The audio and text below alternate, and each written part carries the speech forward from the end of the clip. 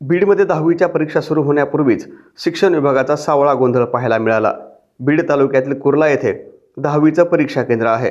मात्र या केंद्रावर परीक्षार्थी विद्यार्थ्यांना पेपर सोडवण्यासाठी वर्गखोल्या नसल्यानं चक्क मंडपाची व्यवस्था करण्यात आली आहे।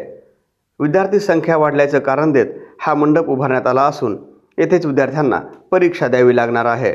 याशिवाय तापमान वाढत असल्यानं उकाड्याचा त्रास देखील या विद्यार्थ्यांना सहन करावा लागणार आहे। 12वी नंतर 10वीची परीक्षा सुरळीत व्हावी यासाठी जिल्हा प्रशासन प्रयत्न करत आहे।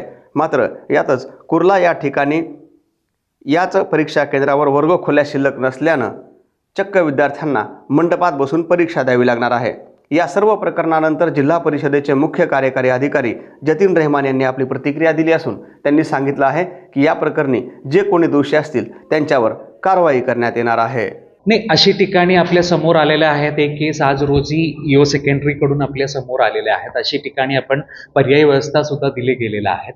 मी सर्व बीओला आणि सर्व यंत्रणेला त्याचा निरोप दिलेला आहे। कुठलाही ठिकाणी अशी गैरसोयी असेल ते आपल्याला पुढच्या परीक्षेच्या अगोदर सांगावे, जेणेकरून आपल्याला पर्यायी व्यवस्था करू शकतो।